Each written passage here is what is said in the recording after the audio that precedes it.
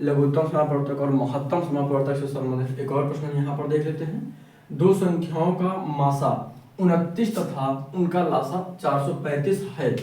यदि उनमें से एक संख्या 145 है तो दूसरी संख्या बताइए। हमने आपको कल ये चीज समझाई थी बहुत अच्छे से। हमने आपको एक सूत्र बताया था, पहली संख्या क्या बताया था, पहली संख्या, इसको आप चाहे तो लिख भी सकते हैं, पहली संख्या गुणे दूसरी संख्या बराबर, पहली संख्या गुणे दूसरी संख्या बराबर लासा गुणे मासा। ठीक है, ये हमारा सूत्र होता है। इसे हम कह सकते हैं दो संख्याओं का गुणनफल बराबर लासा गुणे मासा। तो एक सूत्र और बन जाता है। ये सूत्र आप याद रखिएगा, कई बार इस सूत्र की जरूरत पड़ती है तो इसे आप याद कर लीजिएगा, चाहे तो आप नोट भी कर सकते हैं। हमको क्या करना है, पहली संख्या और दूसरी संख्या, हमें इसमें दूसरी संख्या निकालनी है, बाकी सारी चीजें दी गई हैं। पहली संख्या हमारी कितनी है, तो 145 गुणे दूसरी संख्या हमको नहीं पता है, हमको निकालना है, तो इसको दूसरी संख्या ही लिख लेते हैं। दूसरी संख्या लिख लीजिए इसमें, संख्या, ठीक, बराबर लासा हमारा कितना दिया गया है, 435 दिया गया है, 435 दिया गया है। और मासा कितना दिया गया है, 29 दिया गया है, 29 मासा दिया गया है। ठीक है, अभी इसको इस लाइन में ना करिए, आगे हल करते हैं। देखिए हमने क्या किया, जो भी जिसकी वैल्यू दी गई थी हमने ऊपर वाले सूत्र में लिख लिया है। ऊपर जो ये सूत्र होता है इसमें हमने जिसकी जितनी वैल्यू दी गई थी उसको लिख लिया है, कोई दिक्कत तो नहीं है। अब यहाँ पर समझिए क्या लिखा हुआ है, 145 गुणे दूसरी संख्या बराबर लासा गुणे मासा। तो लासा हमारा दिया गया था 435 और मासा दिया गया था 29। ठीक है, अब यहाँ पर हम आगे हल करना शुरू करते हैं जहां से हमारा उत्तर आएगा। अब देखिए हमने इसको कई बार आपको समझाया है, जब कोई संख्या गुणा में है बराबर के दूसरी तरफ जाएगी तो वो भाग में हो जाती है। तो यहाँ पर कितना बचेगा, दूसरी संख्या बराबर हमारा दिया गया 435 गुणे 29 बटे 145 है, यहाँ पे 135 नहीं है, कितना है 145। ठीक है, अब इसमें से जो कट सकने वाला हो काट दो, जो कट सकने वाला हो काट दो इसको। देखिए हम 29 से इसको काट सकते हैं, 5 बार में पूरा कट जाएगा, कितना आएगा, 5 आएगा। देखिए 29 गुणे 5 जब हम करते हैं तो 5 9 45 का 5 कैरी आया 4, 5 दूनी 10 और 4 14, 145 आया कि नहीं।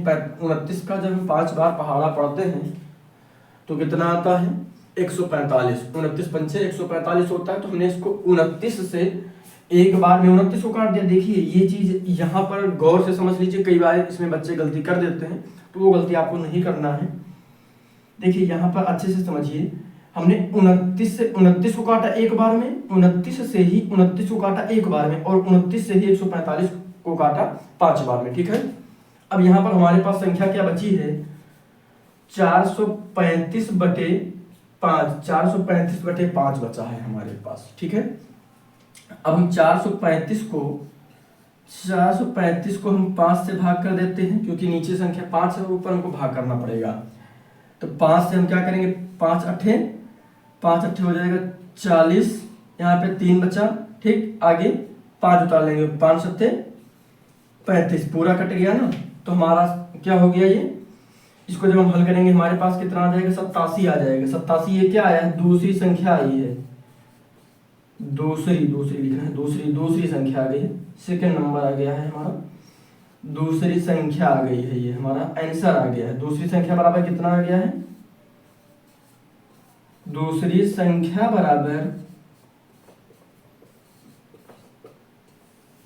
संख्या बराबर 87 आ गया है, ये हमारा आंसर हो जाएगा। दूसरी संख्या बराबर आंसर आ गया 87, यही हमसे पूछा गया था, दूसरी संख्या 87 आ गया है। तो इस तरीके से सवालों को हम हल कर सकते हैं। सवालों को काटना सीख लीजिएगा। देखिए यहाँ पर कंफ्यूजन कई बार बच्चों को हो जाता है, तो वो नहीं होना चाहिए।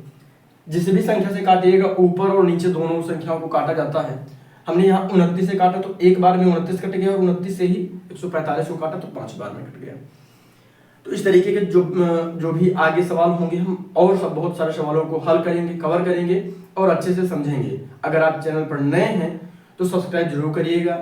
अभी हम कक्षा 6 से संबंधित बहुत सारे सवाल कवर कर रहे हैं, उसके बाद हम कक्षा 7 और कक्षा 8 की गणित को भी लगातार पढ़ेंगे। अब आपको संभवतः दिन में 3 या 4 वीडियो क्लासेज आपको मिलेंगी जो 10-10 मिनट की, 5-5 मिनट की होंगी, जो विधिवत आपको क्वेश्चंस को समझाने के लिए बनाई जाएंगी। उन सभी को आप जरूर देखिएगा। बाकी ग्रामर पोर्शन की शुरुआत भी हम बहुत जल्द करने वाले हैं।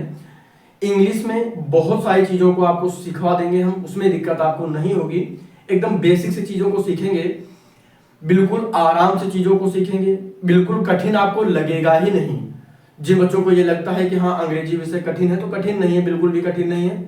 चीजों को सिर्फ सीखने की जरूरत है। गणित है, गणित प्रैक्टिस का विषय है। डेली आप सवाल लगाइएगा, 6 से 7 सवाल अपनी पाठ्य पुस्तक के आप जरूर लगाइएगा। लघुत्तम समापवर्तक और महत्तम समापवर्तक के जितने भी तरह के प्रश्न आपको मिले आपकी पाठ्य पुस्तक में, वो आप लगाते रहिएगा। जो भी टॉपिक हम यहाँ पे पढ़ा चुके हैं और आगे पढ़ाएंगे, उन सबको आपको हल करते रहना साथ में। इससे क्या होगा, आपकी तैयारी और भी बेहतर होती रहेगी। चलिए मिलते हैं कल एक नए सवाल के साथ। चैनल पर नए हैं तो सब्सक्राइब करिएगा और अपने सभी दोस्तों के साथ शेयर करिएगा। धन्यवाद।